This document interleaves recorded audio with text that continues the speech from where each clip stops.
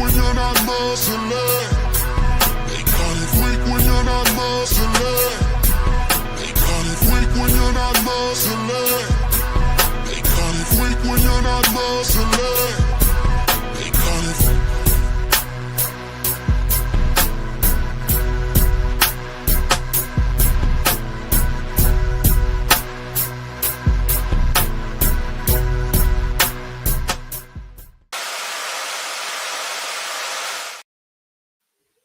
Hey, sports fans, this is Robert with WTP Sports Dudes here live for another edition of Across the Board.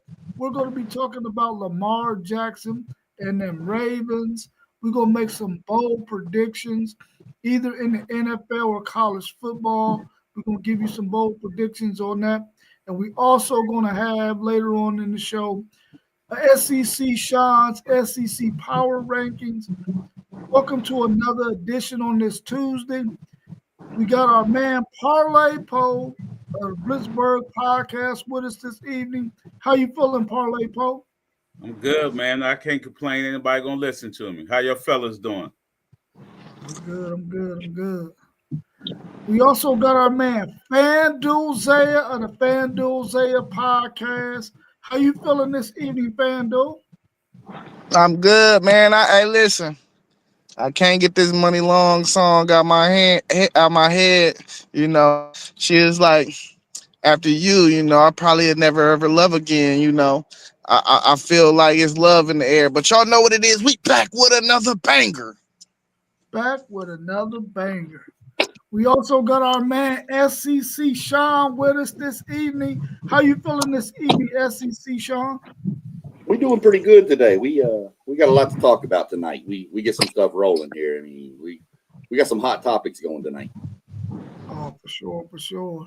Well, let's argue then. Let's go. I'm gonna argue with you all the time. Hey, listen, he argues with everybody all the time. This dude arguing with a brick wall in the background. Let's get into this first question, man. And it looks like my questions are gone. Oh, snap. I got them. Erased off of there. Wow. Well, let's get post game in here real quick, and then we'll get to those questions. Some of them erased somehow. Probably went there messing with stuff. I ain't touched nothing. Don't blame me. The post game 86 podcast. How you feeling this evening? Feel marvelous. How y'all doing, man? It's good to be up here with y'all once again. Yeah, it's good to see you in here, post game. Good to see you in here. The first question we got on the table is Lamar Jackson and the Baltimore Ravens are 1-3. What is the possibility that they can turn this thing around? They played some really, really good teams early in the season. Will they be able to turn this thing around and possibly make the playoffs? If they sweep conference play, they got to win all the conference play. The advantage is that conference is not good this year. I mean, it's a down year for that. I mean, and he's hurt too. Didn't he hurt his hamstring? Yeah. So, I mean, I don't know that they can recover, but I mean, Cincinnati's terrible. Yeah, Cincinnati's trash. Without Burrows. Oh yeah. With Burrow, that's a whole different team. But yeah, with Burrow out, they're done. Cleveland, they got a killer defense, but that offense ain't anything to be excited about. And Pittsburgh is Pittsburgh. They're going to, be who they are and try to run the ball and play defense and then try to sling it when they can. And I just think that conference is going to be down this year, and it's going to be somebody has to go to the playoffs. Yeah, if I'm Parlay Poe, I feel outstanding about my Pittsburgh Steelers prospect of making the playoffs. Listen, guys, Lamar Jackson is slated to miss 2 to 3 weeks with a hammy.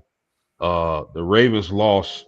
They're down 7 defensive starters, if I'm not mistaken. And they're also down a Pro Bowl tackle.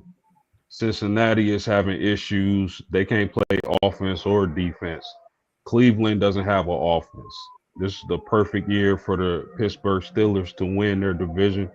I don't think the Ravens could bounce back unless they get healthy. If this Ravens team can get healthy, I pick them to go to the Super Bowl out of the AFC. But they got to get healthy.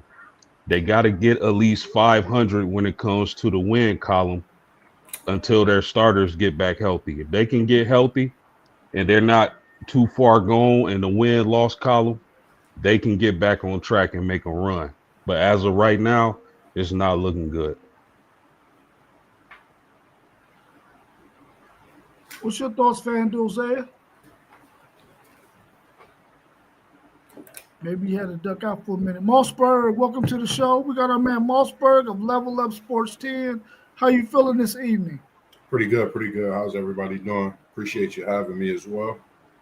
Everybody good. We're talking about Lamar Jackson and the Baltimore Ravens being 1-3. And what are the chances of them getting things together and being able to make the playoffs? You know, for me, I know we was talking about this a lot today, and it's kind of tough, you know, really to predict. You know, you want to see Lamar hit that next stride, but with Lamar and his hamstring, I don't really know about these Ravens. I think Pittsburgh really showing a different side of football in the conference this year with the injuries, but just having Aaron Rodgers and Metcalf, you see in this Pittsburgh team, and then on the defensive side, you know, we all wonder what that Minka trade would do. And we seeing this Pittsburgh team quietly just be an upper echelon in the AFC overall, not just the North. I don't think Baltimore has a shot at even catching Pittsburgh just from the way Pittsburgh is playing right now. It's going to be tough, I would say, to catch them. I mean, you know, Pittsburgh haven't been talked about. I think this is a year that we really got to watch this Pittsburgh team. Yeah, I feel sorry for Lamar Jackson and them and the stress that they had to start the season with. I mean, they played some really, really tough teams, man, that are probably the upper echelon in the NFL right now, and they're 1-3. They lost, I think, 2 really, really close games. Kansas City sort of put it on them Sunday, but without Lamar Jackson, if he's going to be out 2 to 3 weeks, they're really going to be in trouble because they can fall to 1-4, 1-5 very, very easily. You don't want to get in a situation where you got the Pittsburgh Steelers at 3-1, and the way we know that Pittsburgh Steelers are going to win games is they're going to play defense and they're going to run the football. They're going to limit your possession, and if they can get a 4 or 5 game lead over Baltimore, which is probably the other team that they're going to be in this race with for this for this division, because Cleveland, they have no offense. Joe Burrow's out. The only team I think right now that can get them some trouble is probably the Baltimore Ravens, but without Lamar, I don't think so. They can't fall behind the Steelers 4 or 5 games, man, or it might be hard for them to win that division and possibly make the playoffs. So hopefully Lamar can get healthy and they can get a couple of cupcakes on their schedule, like maybe my Tennessee Titans, and then maybe they can go ahead and make some moves. Yeah, see, they got the problem that Kansas City had. You know, when you like an upper echelon team in the NFL to start the season off, they give you that hard schedule, man. You know, they had a hard schedule to open up the year, but I think they still gonna make the playoffs. I see 10 wins on their schedule still. I think they probably split with Pittsburgh, and then the only other tough games for real maybe be New England and the Rams is on there, but everybody else, I would think they could beat them. Okay. Another question we had in there is, what's your over and under 0.5 coaches getting fired after this week in college football? You taking the over or you taking the under on 0.5 coaches being fired after this weekend in college football? After this weekend, I'll take the under. I think the buyouts are too expensive right now. Kentucky's not going to fire Stoops because they don't want to pay $30 million. Napier have a big buyout. Freeze has a nice buyout. I've heard talk about Brian Kelly. His buyout's massive. So I don't see it happening this week. It doesn't do you any good to fire him this week. So you might as well, at this point, you might as well let the season play out. Yeah, I'm gonna say under too. Under the 0.5. I don't think nobody gonna get fired this week. I ain't gonna lie to you real quick. When I saw that question earlier, I didn't see the point in front of the 5, and I said 5. That's under. Yeah. Then I saw it was 0.5. I was like, okay, that's a little harder. I was thinking maybe 1, just because of the fact that the situation with Napier, and then you think about the buyout. That's just the biggest thing, for me. Like them buyouts is pretty huge, but I mean, the world we living in today, if Texas put it on, I was saying in the chat, I think you never know, man. If Texas come out and put a beating on them in a swap, I think it's a lot of questions that they really going to have to look at when it comes to Florida. That's a premier school who people really want to see back to the prominence of football. That's just my thoughts.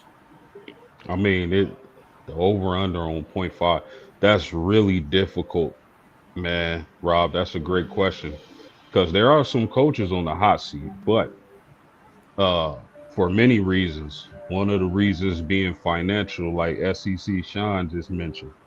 You might as well wait till the offseason.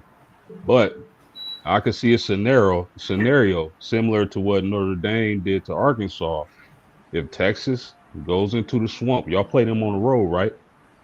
Yes, sir. They go into the swamp, and Florida gets Swiss cheesed up, like it's sort of like what Notre Dame did to Arkansas. Then man, I can see them being like enough is enough, and that be the one. So we'll see. Yeah, I think I'm gonna take the under as well. I've been pushing that Napier wasn't even going to make it to the Texas game, but he did, which sort of is a sign that they're probably going to hold on to him. I don't know how likely it is that teams would already have let a guy know, listen, we're letting you go at the end of the season, but we want you to go ahead and finish this thing out. Is that likely? Does that happen? No, not this early in the season. If that happens going into the last game or two, if it ever happens, and I don't even think it happens then. Because at that point, that coach ain't going to care. He's going to tell all his kids or whatever. They're going to know it's going to get out to the media, and now it's out anyway. Yeah. And, so I don't see it. I mean, I've seen coaches know they were leaving and continue to coach, like in the bowl games and stuff. But I don't see a team. If somebody told me I was fired, I'm not going to keep coming to work. Yeah. Especially if they're going to give me $30 million to go away. Right. Rob, do you know who Wisconsin plays this week? Yeah. Yeah, they got Michigan. Yeah. Wisconsin. Okay. Luke Fickell could be in danger because if they let that Michigan ground game run wild and it's a beating, I could see them firing Fickell. We'll know by 3:30. Oh, that's some good talk too. When you said that, yeah, because I looked at the schedule and it wasn't many games, but it was some interesting games. And that Michigan Wisconsin was one that I had looked at as well, and I'm glad you mentioned that post game. Is this a week where Michigan is actually watched by everybody, and we really see what this Michigan team is about? I know I get hounded about being a Michigan fan, but it's FSU. But I just like how they play football.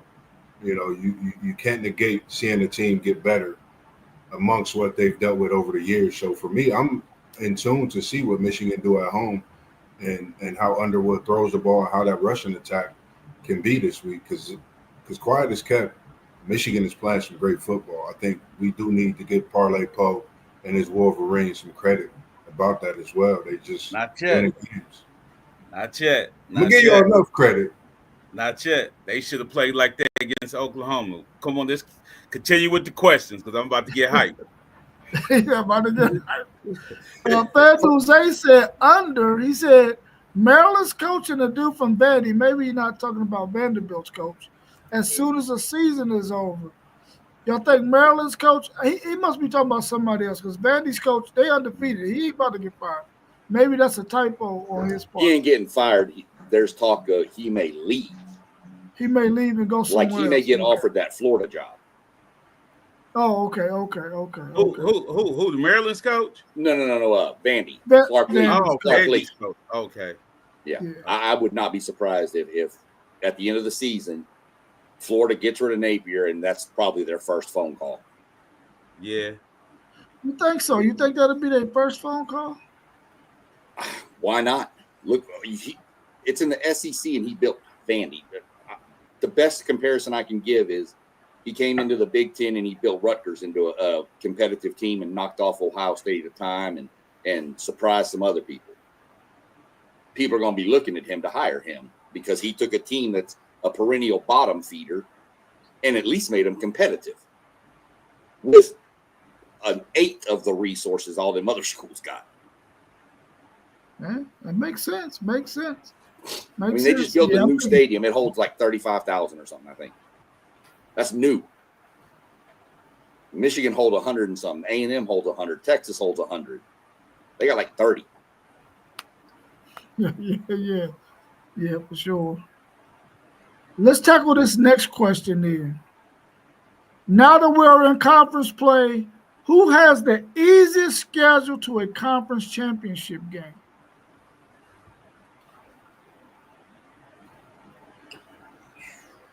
I can start that off, fellas. As I was just going through the different conferences, I don't think anybody has an easy path to a conference championship. I just don't. SEC, Big 10, Big 12, ACC. But if I gotta pick one, I'm gonna say Oregon. They're at home for Indiana. They're at Rutgers, home for Wisconsin, away Iowa, home for Minnesota, home for USC. USC, we talk about jobs. Their coach may be in trouble. And then to end the season, they're at Washington. So I don't think it's any easy pass for anybody. But if I had to pick one to say the easiest, I'm going with Oregon. Well, I just looked at my Michigan schedule, and we don't play Oregon, or Penn State. So I would say we got a nice schedule.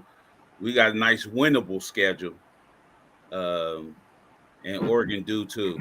But I ain't looking at the SEC and none of that, because they always playing a banger every week. You know what I mean? They liable to play somebody in the top 10 every week. SEC. Yeah, I agree with both of what you guys said. I was thinking the same thing. That SEC is just, after this week, it's just a tough stretch. Week by week, every team playing somebody tough. Even this week, you got the Vandy at Alabama. You never know how that game could go, even though Alabama just came off of a big win. So I definitely was looking at Oregon for sure being one of the top teams. Michigan, and like I said, people just got to pay attention. And I just think it was just the first road game at Oklahoma. That was it. It was just that Oklahoma. That's it. Other than that, I think y'all a great team. Easiest path just to get to the championship game? Georgia Tech. It's Georgia Tech, and it's Oregon's good too. That's a good pick too, but Georgia Tech's remaining schedule. Virginia Tech, Duke, Syracuse, NC State, Boston College, Pittsburgh, and Georgia. That's probably going to be the easy. That's probably going to be the easiest. Yes, they're undefeated. That's probably going to be the easiest schedule for anybody to make the championship game. Yeah, that's cake. That is cake. Is the Pitt and Georgia games at home? Georgia is at home. Georgia goes to Tech, and Pitt goes to Tech. They are at home for Virginia Tech, on the road at Duke, home for Syracuse, road at NC State, road for Boston College, and then home Pitt in Georgia. So you said they're on the road to Syracuse? No, Syracuse comes to Georgia. Oh, Syracuse Tech. comes to Georgia Tech. Okay. Yeah. Okay. To me, that's going to be the. Yeah, those are all really good ones. I looked at Big Ten and I looked at the Big 12. I didn't even look at the SEC because I know that they got some games on their schedule that are going to be tough for those teams that are at the top. So I was thinking Texas Tech, man, because they don't play Utah. I think they do play BYU, but I think they might get BYU at home. So I thought Texas Tech might have had the easiest path outside of the ones that y'all mentioned. I think that they can probably get there and probably be representative for the Big 12. I don't see anybody on that schedule beating them. They do play Arizona State, but we don't know how good Arizona State is. They won last week against a good TCU team, but we've seen them lose to Mississippi State. So we don't really know how good a team that Arizona State team is. So I guess the verdict is still out on them. But I'm gonna go with Texas Tech. Excuse me. Bless you. Thanks. Who's your Power 6 front runner to make the CFP? Ooh. Go ahead. Everybody get a chance to go first. Go ahead. I like North Texas. North Texas. Yeah. They dodge. They don't play Memphis. Or I'm sorry, they don't play in that conference. USF, Memphis, North Texas, and in all honesty, UTSA are the best school. The Navy's in there too, but to me, those are the top four. And I know I'd have to go back and look, and I won't do it right now, but I know North Texas dodges one of them. This week, North Texas and USF play. But I think North Texas dodges Memphis. That's a good pick. That's a good pick. And I was going to say Memphis, but North Texas is a good pick. I see them they put it on when we was at the casino. They put who? Would they put it on Army? Yeah, they put it on Army and they looked good. But I was going to say Memphis, but North Texas is a good pick. I was thinking Memphis as well. I like that North Texas as well. Just to talk of them, hearing them. One of the schools that don't really get mentioned a lot. They've been right there at it the last few years, so definitely that's a good pick. And I think they got a favorable schedule. Just seeing how Memphis and North Texas pretty much play these next few weeks, pretty much a month span. Yeah, man. SEC Sean, I was going to go with Texas because I just knew somebody was going to pick Memphis, USF, Tulane, or Navy. Yeah. But I'm definitely going with North Texas, guys. 44 points per game. Drew Messmaker, 11 touchdowns, 0 picks. They got 2 300-yard rushers at the running back position, 5 fumble recoveries, 6 interceptions to go along with 10 sacks. And they got South Florida this weekend, or is that Friday, one of the two, and only Navy left on their schedule. And their head coach has been getting a lot of buzz, man. His name has been mentioned for the Oklahoma State job. So I'll go with North Texas also. That game's Friday, by the way. North Texas, UTSA is Friday. But see, they get their 2 toughest games that are left, them and UTSA back to back, and then they get Navy's on there. And they don't sleep on Navy.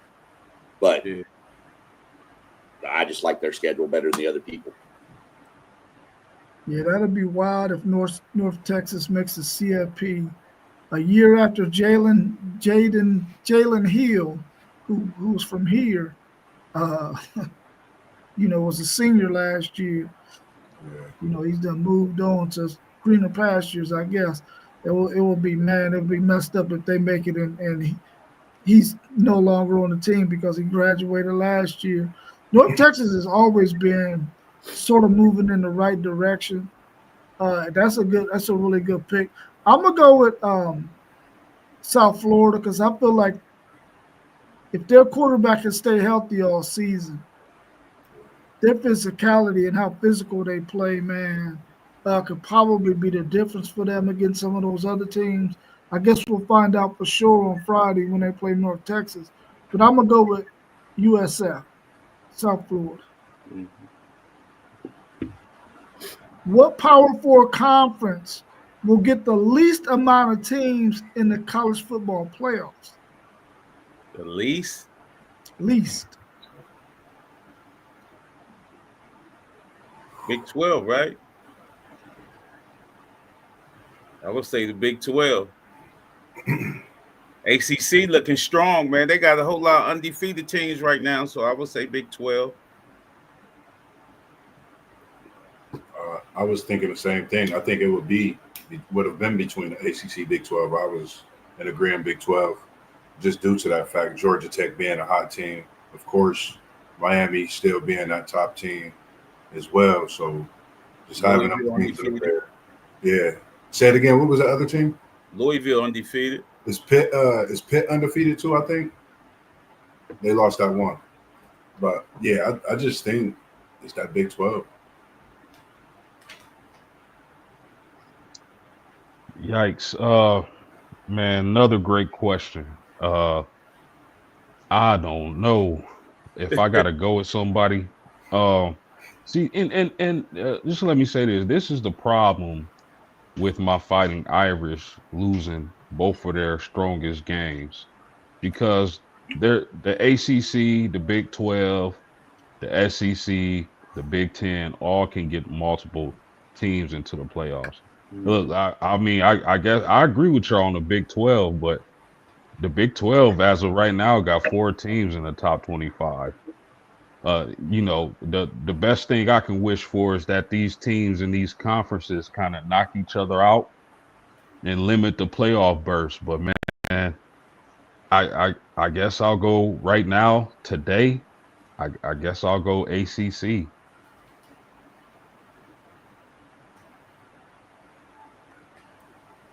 It's I was leaning AC. It's a toss up between the ACC and the Big 12. I think we can agree on that. But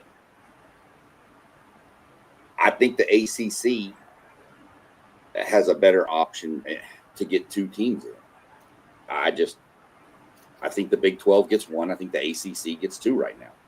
Ask me this question in 3 weeks. It'll be different. Yeah. But for right now, I'd probably say Big 12 gets 1, probably Texas Tech, and the ACC probably gets 2.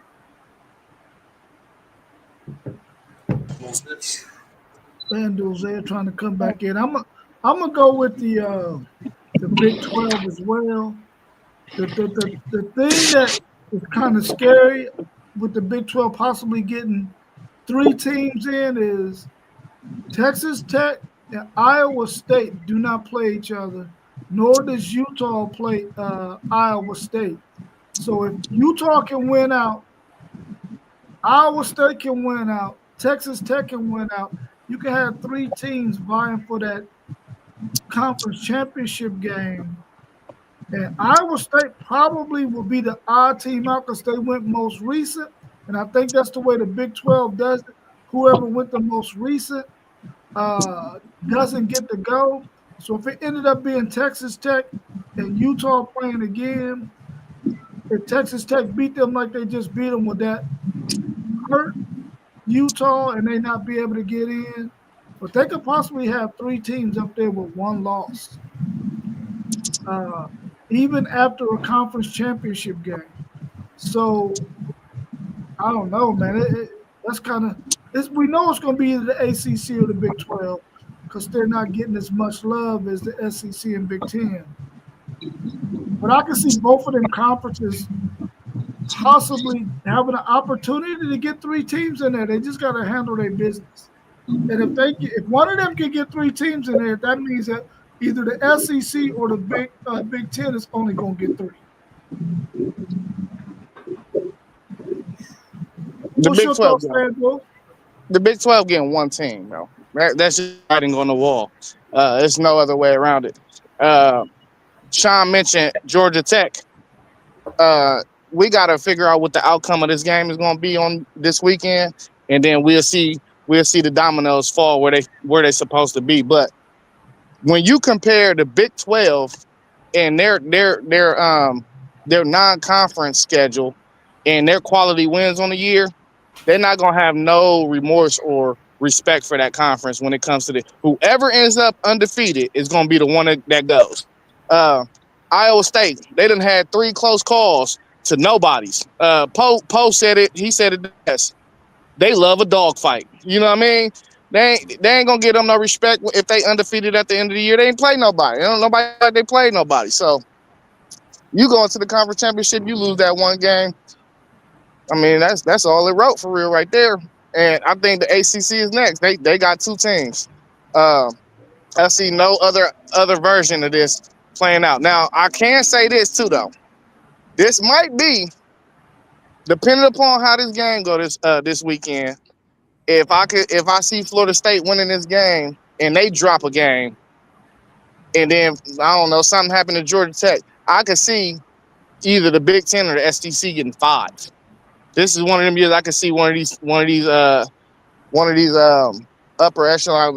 Well, really Big Ten or SEC, not one of these upper echelon, but I could see one of them conferences possibly getting 5 or even a 4-4 split where they both get 4. So, but Big 12, man, it's not bad as the ACC was last year, but they don't have like no clear cut team that you look at like almost halfway through the season. You be like, they can play in the playoffs. You know what I mean? They can actually play in the play outside of Texas Tech. It's not another one though.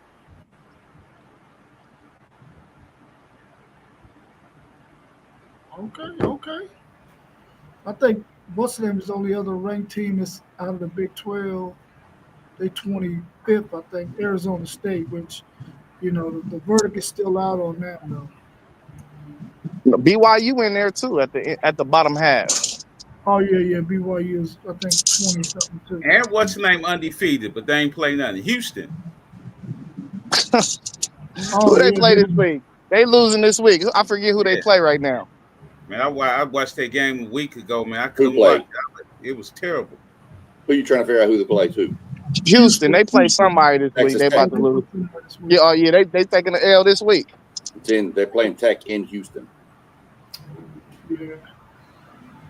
Give us your bold prediction, NFL or college football. Now y'all can keep it pushing. My bad. I had to load these 40 bags up in this lady's car. What's your bold prediction, Dave, before you get off? I mean, I know. I said y'all can keep it pushing, but I'll give y'all my bold prediction. Baker getting him one this year. Oh my God. Oh my God. Yeah. Hey, you say what you want. Hey, as soon as we get healthy, y'all gonna see. Y'all gonna see. Well, you know what? That's your prediction. Yeah, y'all gonna see. That's your prediction. Man, that's a great question. What's your thoughts, Uncle Parlay Poe? What's your thoughts? Kansas City win their conference.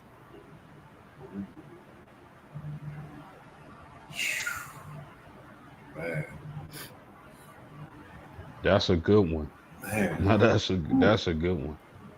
like now you got me making predictions. That's a great one. I'm gonna go with bold prediction. I'm gonna just say Cincinnati, and I'm gonna just say it because everything going on. Since it's a bold prediction, makes the playoffs. Cincinnati makes the playoffs. Oh, That's very bold. that's a homer pick. But I think with a bold prediction, I would say, man, Ohio State wins back-to-back national championships. Barrels ain't coming back until December, bro. I'm hoping we make a trade, man. I ain't even gonna lie. Well, if one bold prediction, which I don't know how bold, I mean, I guess because the way they started was Kansas City winning the conference. I mean, I'll go straight up that Buffalo breaks their streak and wins the Super Bowl finally. Okay, that's a good one. Is it bold that Texas won't make the playoffs? Would be really bold is if you said no school from Texas except North Texas makes the playoffs. How would that go down? Nah, Texas Tech in there. Oh yeah, I know. I'll do one for college and NFL. My bold prediction for college, and this is bold. So Louisville in the ACC will be playing for the conference championship. They'll make the conference championship game. Louisville. That's a bold prediction for y'all. Hey, that's a NFL, real bold one. That's a real bold. I like that one, Post. That's not far fetched. right on, right on. NFL, it's gonna be a bit of a homer pick, but I'm gonna say it anyway. Jonathan Taylor is gonna be the NFL MVP this year.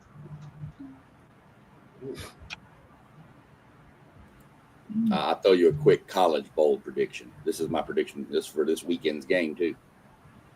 Vanderbilt beats Bama at home by 2 scores. Oh, Whoa. Ooh, that's real bold.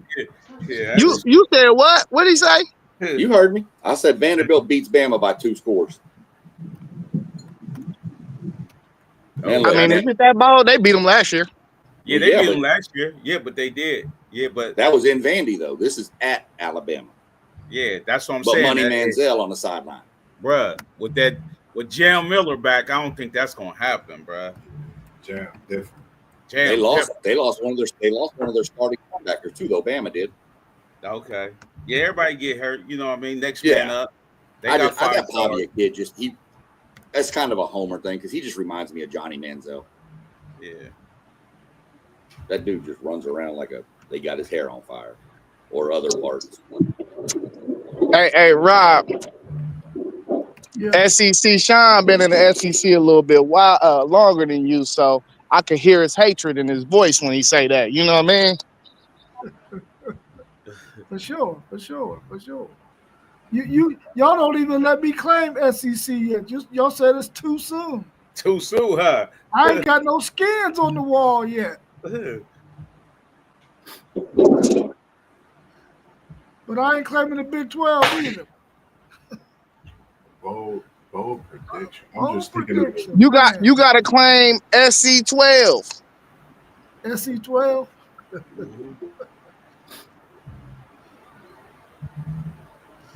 My bold prediction is, and it probably ain't that bold, my Tennessee Titans are going to get the #1 pick again. Oh yeah. Hey, that's zero bold. Yeah. That's 0 bold, right? man. Yeah. Hey, y'all got to get used to Rob cheating the assignments, man. You know, he lost the bet. He wanted to wear the script Ohio shirt. He always cheating the assignments. Bold Hey, listen. I learned it from you. Any other bold predictions y'all got out there? Deion will be leaving Colorado. I don't know to where, but he's going to probably end up in Florida. That's what I'm about to say. He better make his way to the swamp. He has to leave Colorado, right? He has to leave, right?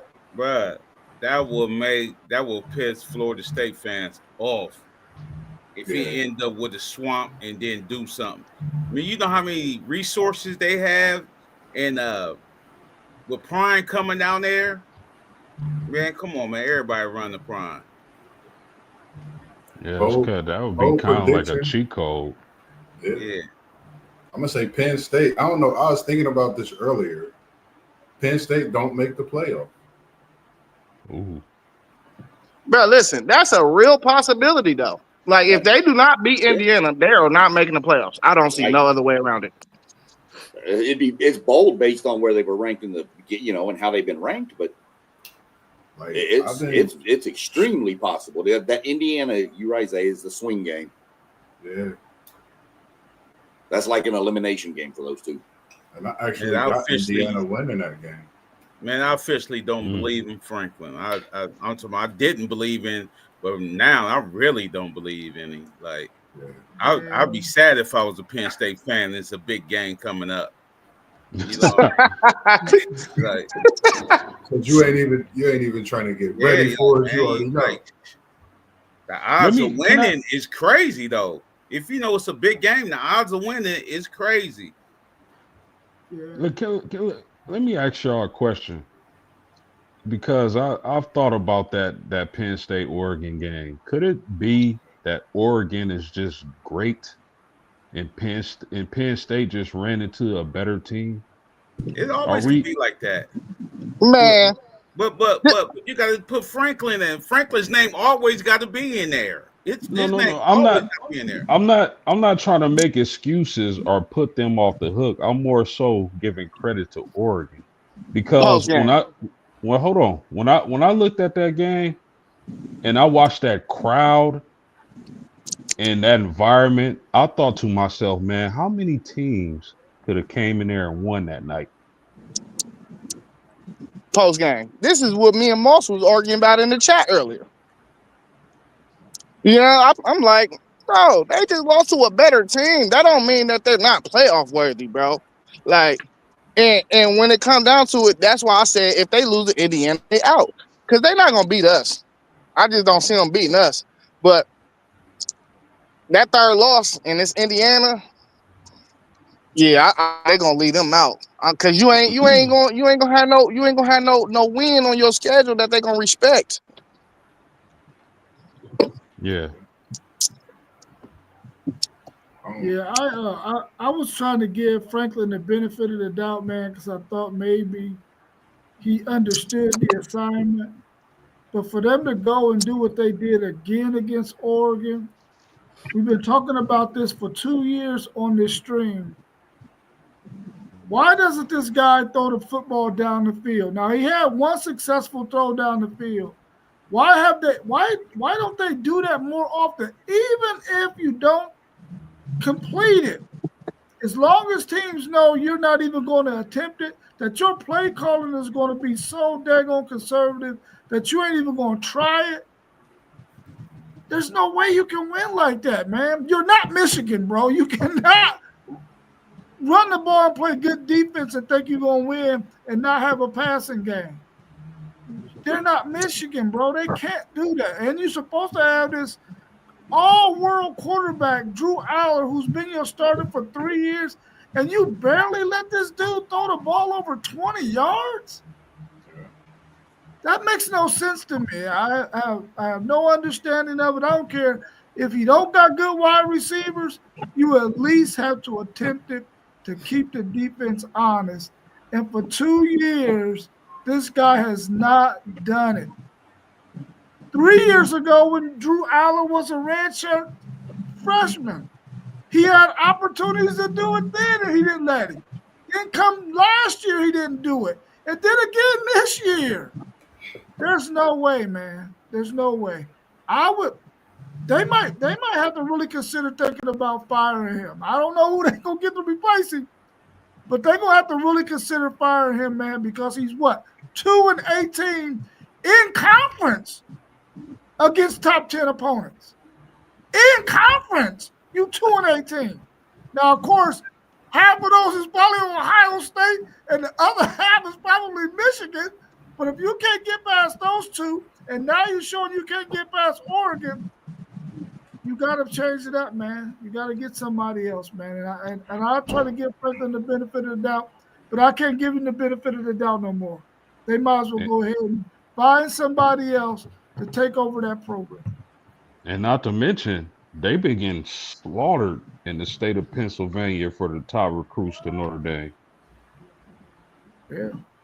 What's your thought? I was thinking to ask you this question, Parlay Poe. Just if you're a Penn State fan and you seeing your team go through what they're going through, can't win the big game, like you said, you wouldn't even be getting up for it. You wouldn't be ready for it, type of thing.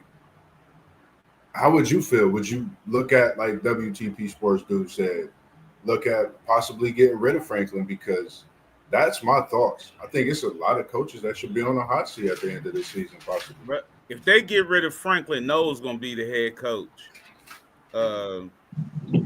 if they get rid of Franklin. I think they priming him up for that. But ain't no way you got Drew Aller still looking like a robot, man.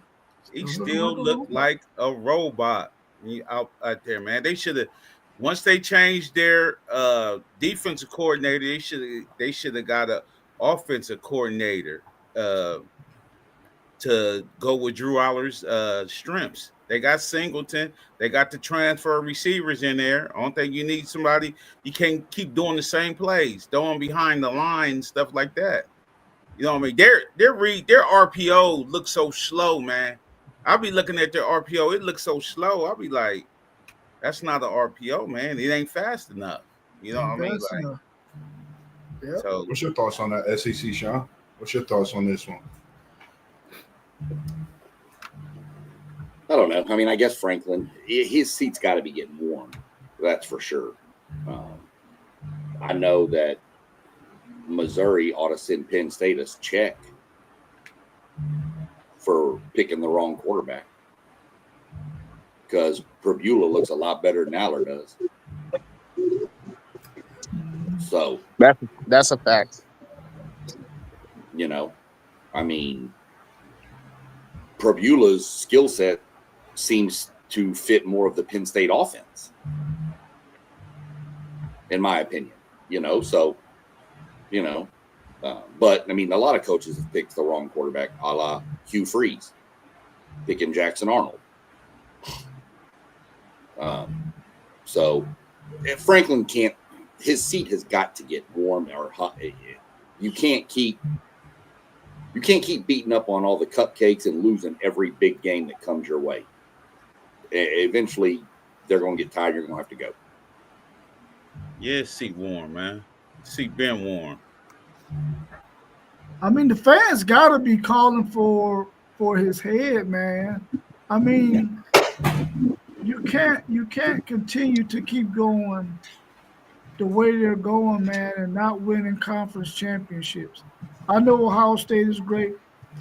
I know Michigan is great, but you can't allow a newbie to come in and win your conference, and you've been there forever trying to get over the hump, and you haven't done it. His seat got to be super high. The fans got to be saying, listen, we might need to go in a different direction because we can't win it with this guy. We can't win it with this guy. Hey, but biggest concern is like, where's the development? Like, it ain't even like the play calling. It's like, bruh is missing the middle throws. It's not even the downfield for me. It's the NFL throws is 10 to 19 yards that he missing. Yeah. And he's been with that staff for how long? Well, Kotelnicki Aller? got there in 2023 post. So his whole career, basically. Yeah. What was he, Wow. Three starting years. He been his offensive coordinator, right? Yeah. Yeah, I don't know. Do y'all think Drew Aller is going to be a first round pick? Nah. I never thought that. I don't know. I never understood what the so-called professionals or whatever you want to call them was so high on Aller. I just never saw it. Yeah. How you high on a quarterback that don't throw a deep ball in the NFL? That's my. I'm gonna tell you what's gonna happen, man. He's gonna have his private sessions. They're gonna look at this dude's size, the prototypical quarterback size. They're gonna have him thrown on air, and somebody's gonna fall in love with this dude, and he gonna mess around and get drafted in first or second round, man. Mark my words. It only take one Somebody's team. gonna fall in love with him. It only take one team. I believe it. A lot around the country, a lot of the scouts think Mendoza gonna be the first one off the board now. And where's he at? Indiana. Oh, okay. Okay. That All boy right. Well, deep ball. well, let's get into our last part of our show tonight.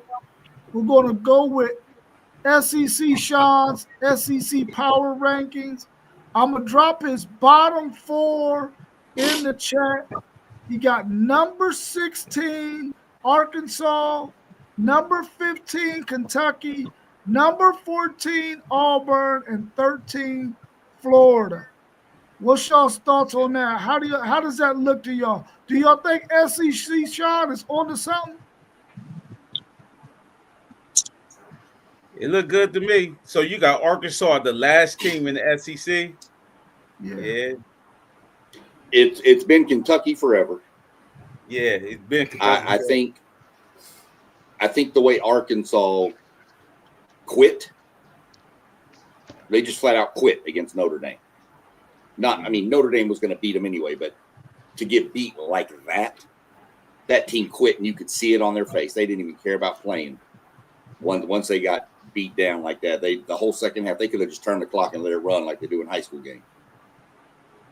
But that team's just quit right now. I don't know how they're going to respond under Petrino. I don't know. So that's why I put them behind Kentucky for now. That's the only way Kentucky was going to get off this list was by Arkansas. Yeah, I don't like Florida and Auburn in this group. I like them in the group above, and I like two teams in the next group to drop down. Let's see. Yeah, I could figure out which two you'd want to drop down. I was about to say, I think the same thing. I think what two you like, Zay? Tell us what two. Yeah. I like Auburn and Florida in the group above to go to the group above, and then I guess I'll wait for unless y'all want me to tell y'all the two teams I drop. It'd probably be Mississippi State, South Carolina, if I know. Absolutely. That's what I was thinking the same thing with you. For me, I'm keeping Mississippi instead of bringing Florida up because of the situation with how Florida's really looking. South Carolina, and it's like what you gonna get out of South Carolina? That's my thing. I think Mississippi State, I like them over, South Carolina, even though they next to them right here, but I would swap Auburn and South Carolina. Just me. I think Auburn playing a little tougher at times and had a little bit of a better chance in South Carolina. Just my opinion. My reason These are all bottom feeders, by the way, viewers. Right. These are all bottom feeders we are talking about. Yeah. The SEC's really 10 deep this year, and that's even questionable at 10. But the 11 through 16 is okay. It's just like whoever. And based on the eye test, that's why Auburn is down there on the eye test. Auburn is god awful. Well, and that's sad saying my A&M team only beat them 16-10, but that game was way worse than what that score was. Power rankings are week to week, correct? Right. I have zero problems with the list so far. These aren't how I see the ending standings of the SEC coming.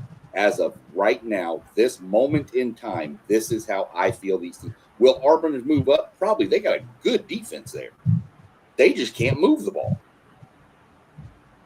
No Power 4 team that is considered a good squad or supposed to be should ever have 170 yards of offense in a game and one in the fourth quarter. That should never happen.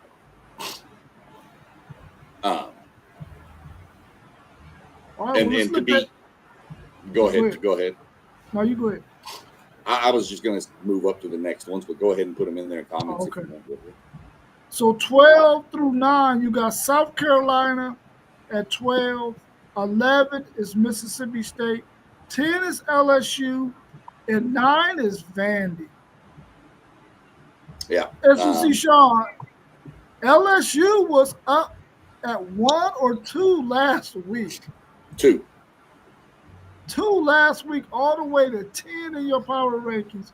What made you do that? I know they were on the road and they lost. They lost to a good Ole Miss team. They don't look right. Something ain't right there. I don't know what's going on inside that team. That offense is awful. The only reason they're not the worst offense in the league is because Kentucky and Auburn are there. It's bad. It's hard to watch. If you've watched an LSU game, tell me you can do the whole game watching that offense. You can't. You're getting up and leaving.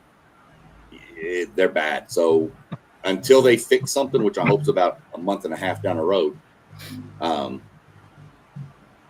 that's just where I see them. I mean, their defense is good. I mean, I know you gave up 34 points, but again, Ole Miss is a really good team. So I dropped them all the way down to there. That's just where I feel like they slot in right now. South Carolina, what are you going to get from Lenora Sellers every week? That's what it's going to come down to. They beat the brakes off Kentucky, but so does everybody. Mississippi State, I just put Mississippi State there because I kind of think it's a feel-good story. You know, Mike Leach passes away. Levy comes in to take over the program. They were god-awful last year. There's some fight to that team now. They've been scrappy with everybody. They beat a ranked team already in Arizona State. And they gave Tennessee all Tennessee wanted and then some. So to me, that's where I like Mississippi State right now, just because of the feel-good story. They'll fall because I think you're going to see something really nasty happen to them this week when they come to College Station. I think A&M's offense is going to try to prove a point. I think A&M's going to try to prove a point on offense and try to hang as money as they can on them. Yeah. I'll tell y'all what's wrong with LSU. I'll tell you what's wrong with LSU. Why he got them falling so far? It's Brian Kelly, man. This dude. I mean, it's you look at his win totals and you think, okay, this is a solid coach. He'll get a program to where 9-3, 10-2, but he won't do better than that. I can't wrap my mind around the fact that he had Jaden Daniels, Malik Neighbors, Brian Thomas, and they lost 3 or 4 games that year. I don't care about the defense. If you say, oh, the defense was bad, that offense should have been overwhelming everybody. So that's my thoughts on that. That's the year Daniels won as a Heisman still, right? Yeah. Yep. Right. Yeah, dang. And it's crazy because they come out the bye week. LSU, they play South Carolina, then they at Vandy, Texas A&M, at Alabama. Might as well say that's a bold prediction. LSU may not make the playoff, but it's a question about this LSU team. I've been trying to figure out as well with that offense. It's crazy to have Noose, and I like Noose. He's one of the guys I talk about a lot, but just not seeing this offense move is different. As good as that defense is, they get tired. So, yeah, the only thing I'd change about this list is I'll slide LSU to the next bracket, but I'll take somebody from your first bracket and drop them down to that bracket. All right, so we'll be at 5 through 8. Next teams. Okay, we got 8 through 5. We got 8. We got Texas, 7 Tennessee, 6 Georgia, 5 Alabama. What y'all think about this set of 4? See, nothing wrong with it right now. I slide Texas to 5. It's the same teams though. The group is right. I'll slide Texas to 5 though. Who you got at 8 then? Everybody will just move back a slot. Okay. I'm almost wanting to put Bama ahead of Missouri, switch Alabama and Missouri. No. But I kind of like it how it is. I haven't seen Missouri. That's the only thing. But I'm gonna have to lock in. Yeah, I've been hearing a lot of noise about them, so I'm gonna have to lock into them. I left Texas at 8. That's where they were last week. They were on a bye. I just let them sit idle right there. We haven't seen what we've seen out of Texas hasn't been really good. So I'm not going to hurt them for being idle, but I'm not going to promote them for being idle. Let's see what they do this weekend, and then we'll reagree again. That's why you have to do these weekly. You have to do power rankings weekly, or else there's no point in doing it. Well, I'm just aligning how I would rank them with how I did my playoff bracket. I get it, And and that's 100% right. I mean, I didn't have Texas in the playoffs, so makes sense. Yeah, Yeah, exactly. I don't It's got both no issues. of them. My bad, Rob. No, I would say Sean's supposed to have left Texas out of the his college football playoffs. Yeah, Aggie. Yeah, he's supposed to. that's right. Yeah, if y'all slaughter Florida, he gonna move y'all down. No.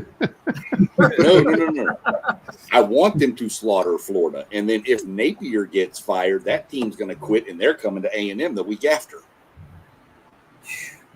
So yeah, go in there and do it. Pull a Notre Dame, Arkansas on them, please, by all means. I don't know, man. Sometimes when you get that interim head coach, he puts some juice into your program. You better be nervous about that happening. It happened. do, It happened they a couple play years harder. ago.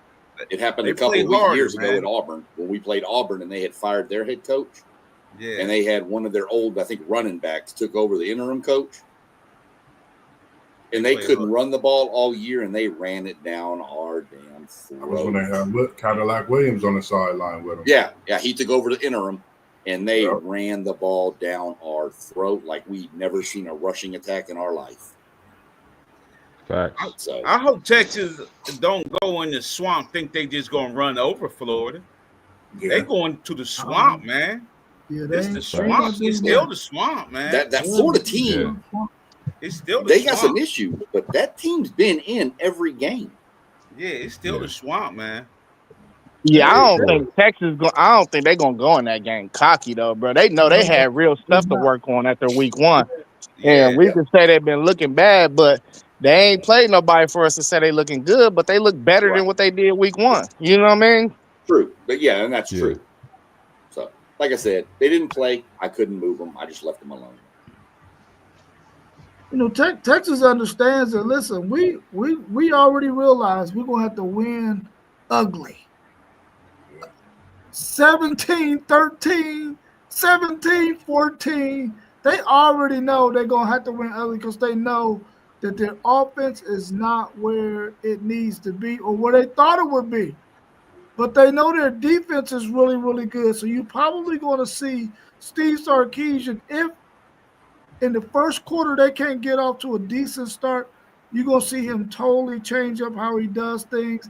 He's probably not going to ever go fast. He's probably going to take his time and pick out plays that he knows going to be able to get him some first downs. Going against this Florida team is very, very good on third down. They don't give up a lot of first downs. And so Texas is going to have some troubles because they got offensive issues. This game is probably going to be a low-scoring game. I wouldn't be surprised if neither one of these teams made it to the 20s and Texas just wins a really, really ugly battle because they just have a better defense that day because Florida has some banged-up guys on their defensive tackle position and a guy in their secondary that's banged up. Because of that, Texas might be able to find some leeway in there with their offense, and it's going to be raining. So that's the great equalizer right there. So do you know this is going to be an ugly game, man? It's going to be raining. Game. It's going to be raining. I'm about to say because Legway he ain't shy about throwing it deep. Yeah. I'm talking about he'll throw it deep and it be like incomplete or whatever interception, but he gonna throw that thing. Yeah. Then it's it's at the swamp, like you said, Parlay Po. Florida might be that team. I think even with a lot of other teams that when they play that defense as good as they do, sometimes you get tired, but you can have them offensive struggles. Your defense just get tired. So this might be a game where we calling Florida off, but they in the swamp, like you said. It's a tough place to win, and you never know. I'm definitely going to be tuned into the game, and just a lot to talk about with this game as well this weekend. Yeah. Well, what did y'all think about this last group, the top four? At 4, we got Missouri, 3 Texas A&M, 2 Oklahoma, and 1 Ole Miss. Whoa. It look good too. Yeah. Ole Miss. I don't know Go ahead. about. No, let Sean explain why he got that. You know what I Yeah. mean? Ole Yeah, Miss, I mean, undefeated, 3-0 already in conference. Just beat LSU, who last week was number 2. Mm-hmm. It only makes sense. Oklahoma had them 3 last week. Not dropping them, not raising them. I mean, I raised them 1, but I didn't drop them. Even with Mateer's injury, didn't drop them. Let's see them play. As of right now, to me, they've earned the number 2 spot in a power ranking. I've got A&M 3. We're undefeated. Got a good road win. It's looking even better now if Notre Dame keeps winning. And we know our defense stepped up like it should last week, so I moved us up from 4 to 3. The only thing that fell out was number 1 was Georgia, and I dropped them down because of the loss. And I put Missouri in because I'm not too sold on Missouri's passing attack yet, but good Lord, that running attack is in. That outside zone offense is crazy. Yeah. The way those dudes run it. So that's why I've got Missouri 4. To me, they've earned the 4 spot in this week. They're undefeated. You know, the 4 teams are undefeated at the top. That's where I've got my 4. Just looking at it, man, it's crazy because each one of these selections in the groups, we kind of talked about a team possibly not making a playoff. But only thing I had, of course, was the Alabama-Missouri switch. But it seems like Missouri is legit. It's a good top 4, man. I mean, great top 4 as we see the way it's playing now. So, I mean, minus the Mateer injury, I think Oklahoma may be the team to play with their quarterback hurt. I think the way their defense has been playing overall, and they really found the identity offensively, I think it's fit for the quarterback to just come in and manage these next few weeks for Oklahoma to stay at top of this SEC standings, rankings, and even in the top in college football. So just my thoughts on that. I mean, you can almost guarantee that 1 and 2, real quick, just to interject, 1 and 2 are probably going to stay the same next week. Just because I think Ole Miss is on a bye this week. And I think Oklahoma is on a bye because, no, they play Kent State. So, yeah, they're on a bye. The only way Oklahoma will fall is if that game is close. That Kent State game and their quarterback does not look good. Then they'll fall, but I don't see that happening. How many points you think you need Oklahoma to score to not fall? I don't need him to score a lot because you're bringing in a whole backup quarterback and assist. You know, he's a different style. It's a little different. He can run. But how can he throw the ball this year, though? I mean, so I don't base it on point spreads. How do you manage the offense? How do you control the game? And it's a terrible adage, but I'm going to say I need him to be a game manager. That's all he needs to do while Mateer's out. Manage the game so we can win. Our defense is good enough. So I don't need him to win by 50. I don't need him to win by 60. I don't need him to win by 40. Just show me that you have matured from last year. Sean, some of the best quarterbacks is game managers. Tom Brady was a game manager. Exactly. I just hate the phrase. I just don't like the phrase of it. But you're right. I mean, some of them are, but he really needs to be that game manager while Mateer is getting healthy. I keep hearing Mateer going to be back for Texas. I don't. Why? You can afford to drop that Texas game if you have to. I know you don't want to. Trust me, they don't want to. But you bring Mateer back too early, and that hand coming through hits another helmet or something, bam, it's broken again. Now he is done for the year. Hey, with that be said, what's your top 5 quarterbacks in the SEC?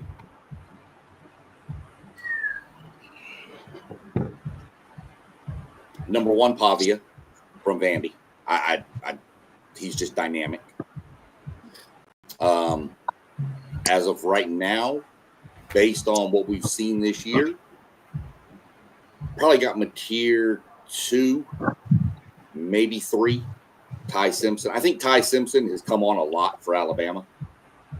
So it's 2 and 3 right there. One, and you can make a case 1, 2, and 3. But I'd probably go Pavia, Simpson, Mateer.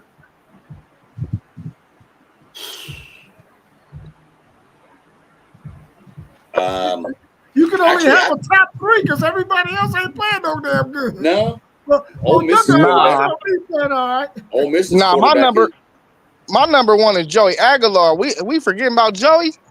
Nah, Oh, yeah. that's why I asked him. I asked him because he's the SEC guy. I Joe. asked him. I would probably have Joey 5th.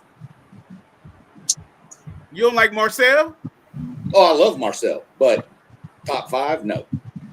Plus, they haven't unleashed Marcel's running ability, really. He ain't that's where he can make it more, add another element to that offense. Marcel don't really run this year like he has been in the past. That may change, but they've been trying to make him stay more as a pocket, I guess, to maybe show defenses that, hey, we can throw the ball now. But They trying to develop him. yeah. You don't think the defenses he's playing against are kind of making him more of a pocket quarterback and taking away his running ability, or do you think it's Texas A&M doing that? I think it's Klein. I think the fall off between the way Colin Klein likes to run an offense, the fall off between Reed and Miles O'Neill, who is the backup. O'Neill is your prototypical more of a pocket passer. He's not gonna run. But Colin likes that mobile quarterback. If you get Reed hurt, now your whole offensive identity has to change. You don't have the threat of the running quarterback anymore. We do have that kid from, I think, UAB, Jacob Zeno. He's, I think, 3rd string. But to me, I mean, I would probably go Pavia, Simpson, Mateer. I don't even remember who I said 4th, but Aguilar would probably be 4th or 5th at least. He's in the top 5. He's just not 1 or 2 in my book. But yeah, Reed, I think A&M told him. We'll see this weekend because Mississippi State likes to sit back in a lot of like cover 3 to take away your outside, your deep, and your explosive plays. We're going to see what happens this week because if they leave the middle open, Craver and Concepcion are going to torch Mississippi State. So we'll see what they want to do. Like I said, where we're sitting this week, week 5, we'll see what week 6 makes changes to it. Man, So Pavia, Simpson, Mateer, I had Pavia, Aguilar, Mateer. and Reed is your 5. No. Reed's not in my top 5. So who the 5th? Pavia, Simpson, Aguilar, Chambliss from Ole Miss. Oh, okay. And Aguilar, right? Yeah. You said Mateer 3, right? Yeah. Okay. Mateer is not going to make it a whole season, man, if they keep running into football like that. No, and they won't. But based on what I have seen up to this point, if you want me to power rank the quarterback, now if you just want a straight up ranking, I'd probably tell you Reed is probably a top 5 quarterback in the SEC. But based on what we've seen so far, that's where I'd go with. But I do like that Chambliss kid from Ole Miss. He looks good. Yeah, he looks good. That guy's not getting his position back. Once he gets back healthy, No. Austin that Simmons guy's not getting his position back. No. And everybody says Simmons is going to transfer, but that doesn't make any sense because Chambliss, I think, is done after this year. He doesn't have another year left. Oh, no, he might transfer. He got like a 4.3 GPA. Who? Austin Simmons. That's what I'm saying. I think Chambliss is done, though, after this year. So Simpson would go back to being the starter. So I don't think he's going to transfer. It was a 1-year rental. I think so. Yeah. Anything else y'all want to talk about before we wrap up? Y'all want to know? Here's a debate question. You don't have to do it tonight. We can put it in for another show. Which quarterbacks cost himself the most money in the NFL, Nussmeier or Klubnik? Definitely Klubnik. I think so too. I was about to say Klubnik, man. Because I had him winning the Heisman. I ain't going to front. They had Nussmeier up there at the Heisman hyping him too, though. So yeah, I had Klubnik. Those two dudes have lost some serious money. They lost some serious money. You're right about that. Talks for sure. Man, I'm going to Klubnik too. Yeah, I'm gonna I go think Well, Florida because they ain't done Dilly Squad, but Nussmeier has probably a better set of weapons, and he ain't doing much. the difference He is ain't I think doing much. Nussmeier has a schedule that'll allow him to build his stock back up a little bit if he plays well. Yep. And they gonna also say this kid was playing hurt when it comes to Nussmeier. Yep. Yeah. I just would like to see LSU get that passing attack and that offense going. I don't know what they down there calling, who's calling what, but Ryan Kelly, man, what you mean? it just sucks to see this, man, from Newsmeyer in the senior season, man. That's And, what I'm and saying. I know it's Kelly, but I don't know if he even calling it. It looks like they just out there running plays, man, for real with this offense, man. It's ugly. I'll leave you with a little thought to think on for Arkansas's head coach. Got 3 names that I think will be the head coach. Jeff Traylor from UTSA, Rhett Lashley from SMU, and the Tulane head coach, and I forgot his name right now. Those are my 3 selections, one of those. And unless SMU throws a lot of money, it's going to be Rhett Lashley because Jerry Jones has already started backing Rhett Lashley. Yeah, my bad. I ain't trying to cut nobody No, off, you good. but You I good. just want to say, I heard that Arkansas was looking at Gundy too. I don't think Gundy goes there. Man, Gundy, man. All them orange teams, man, Oregon State and Oklahoma State, man, their record's terrible, man. They need to get better. Both of them terrible. I don't man, know I how think well Gun. India will fit Arkansas and what they want to do. I don't know. Good coach, man. I would love to have him, but I don't know if his personality fits what I Arkansas don't know. needs. I mean, he got the mullet, Yeah, he got the most. so he could either coach in Arkansas or Kentucky. But the way it seemed like he'd talk crazy to his players, though. Yeah. I don't know. Those are just 3 names that I think one of those is going to be. Yeah. Whether they get the job, I think one of those are going to be, I think, 3 of the front runners. Hey, he's a man. He's 40. That's right. That's right. Come at me. Man, they can afford it, man. They got all them celebrity, them billionaire alumni. They need to be way better than they are with that nil money and stuff. Who, Arkansas? Yeah. Yeah. We got Jerry Well, you know, Jones. They got Sam Walton. Come on, the Walton family. Come on, Yeah. they got more. They should have more money than anybody. Yeah, you for real. Man. They got rid of Sam Pittman because they had to wait till he was below 500. So the buyout will go from 9 million to 6 million. Yep. I don't know if y'all heard this little funny story coming out of the A&M. A little funny story coming out of the A&M press conference this week. They asked Mike Elko about all the penalties and how they're going to straighten it up. He said that they told the players they started a Coach Cabo fund, and every time you get a penalty, you got to donate money to our Cabo fund for the coaches to go on a trip.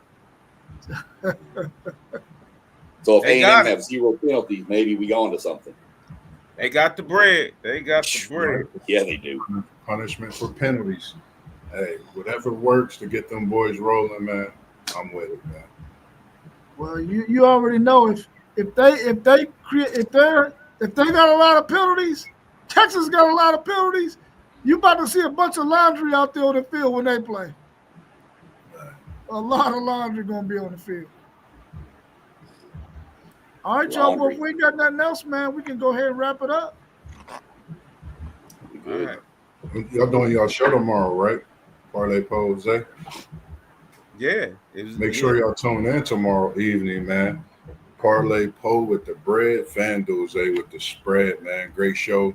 I tune in when I'm normally working, or I tune in the comments, man. The guys know what they're talking about, and they definitely be getting to that casino and putting them bets in. But it's definitely good to see y'all doing what y'all doing y'all's Wednesdays, man. It's a great show, and people definitely be asking about it. So I try to send as many people as I can to y'all respectively at that time, and I share it on all the platforms, man. So keep doing what y'all do, and it's a great thing that we got going with that. This weekend, in the next couple of weeks, I'm gonna just say, planning a big conversation with Mossberg, former Thomas Worthington track star who ran for Kyle Lutheran as well. She's just a great person to talk to. Just overall, and they stay into what they do in the sports science field as well. So, just great to see athletes still giving back in a different way through what they do. And I'll be sending information out to everyone as well when that is going on. Outside of that, that's all I have as far as in the coming weeks, outside of what we normally do. Paul, we're going at 5 tomorrow. Okay. You know what? We could do that. We could do that thing that you did with Sean. You know what I mean? Whenever you're ready. Pre-recorded? Oh, Yeah, okay.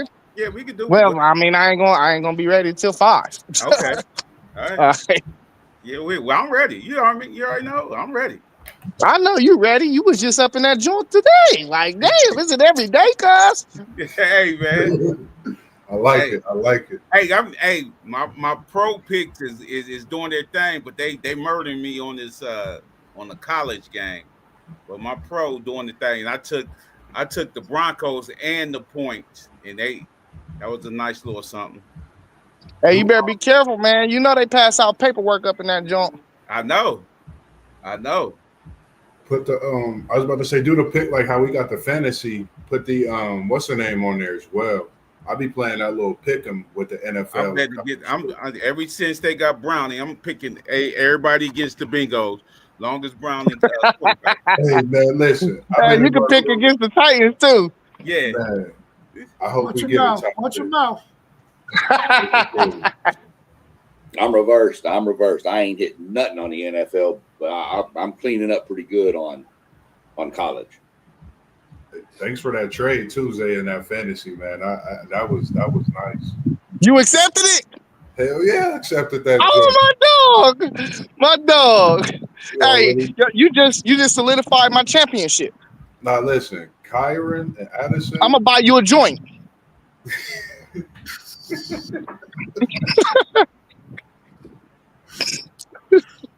Zay All right, be going wild. Who y'all got this week, Paul? Y'all got Wisconsin. Yeah, we got Wisconsin at noon. Who y'all got, Mossberg? Come on, man. You know what time it is. Oh, y'all got Miami. Y'all got Miami. We back with another banger. Everybody gonna be watching this again this weekend. What, 7:30? 7:30. The Buckeyes play Minnesota same time, so we gonna compete with that Big Ten network. But no, yeah, they said we got it. They said we got a trap game this week. They said this last week though. Nah, they ain't gonna be on at the what's the name ain't gonna be on at the casino. Yeah, and I know that, but the Buckeyes at the casino. Yeah, them Hurricanes ain't gonna be on at the casino. Trust me. Yeah. Who y'all got SEC, Sean? We got Mississippi State. 6:30 Okay. on the SEC network. It's our blackout. This is the first time they're ever, from what they showed today, A&M is going to eliminate everything and paint their entire end zones and everything black. yeah, it's Ooh, that's gonna be hard. They're going for a straight. I don't know if they're going to do the whole field, but I know the end zones are going to be like black with no like Texas A&M written across them, and they're going to be in their all black jerseys. That's gonna be hard. You're about to murder them. 7:30 SEC network. Yeah. And who y'all got post game? We got Boise State at home.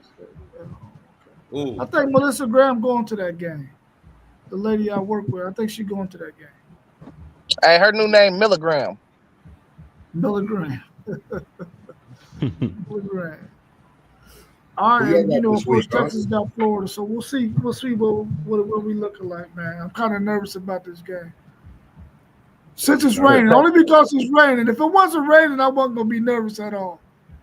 Well, Rob, real quick, is y'all running backs healthy yet?